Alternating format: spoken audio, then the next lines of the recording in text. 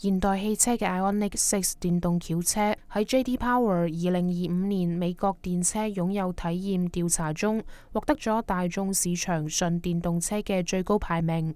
呢個調查根據車主嘅實際使用體驗，評估咗消費者對新款電動車嘅滿意度。主要衡量嘅因素包括續航里程、駕駛樂趣、充電便利性以及車輛整體品質。Ioniq 6嘅表現凸顯咗現代汽車喺設計、續航、品質同擁有成本方面嘅優勢。根據環保署嘅數據，Ioniq 6喺單次充電嘅續航里程可達342里。呢一個數據有助於消除消費者嘅續航焦慮。其時尚且符合空氣動力學嘅設計，唔單止提高咗效率，亦都增強咗車輛嘅道路存在感。此外，Ioniq 6配備嘅800伏特充電架構，能夠喺350千瓦嘅直流快速充電站中，將電量從10%充至80%，僅需18分鐘，顯示出其出色嘅充電便利性。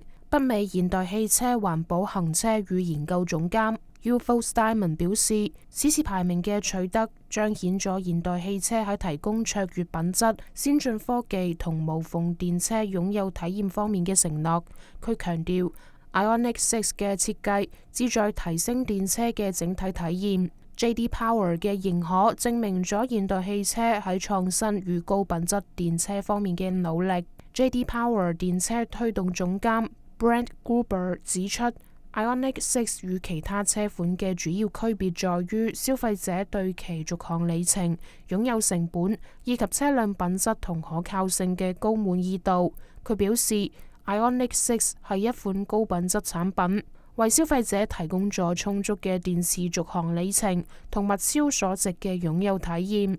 Ioniq 6嘅成功進一步反映咗現代汽車喺電動車市場上嘅競爭力同創新能力，並為未來電動車嘅發展奠定咗基礎。隨住市場需求嘅增加，現代汽車不斷提升其電動車產品嘅品質同技術，以滿足消費者嘅期待。北美現代汽車為美國消費者提供科技豐富嘅汽車、休旅車同電動車，同時支持現代汽車公司嘅人類進步願景。現代汽車喺美國嘅商業營運極其重要，包括位於加州嘅北美總部、位於阿拉巴馬州嘅現代汽車製造廠、位於喬治亞州嘅全新嘅現代汽車集團工廠，以及多個尖端科技研發設施。根據近期嘅經濟影響報告，呢啲業務加上現代汽車835家獨立經銷商，每年為美國經濟貢獻咗201億美元同19萬個就業機會。請至 www.hyundainews.com 以及北美現代汽車華人粉絲俱樂部查詢更多相關訊息。天下衛視編輯報道。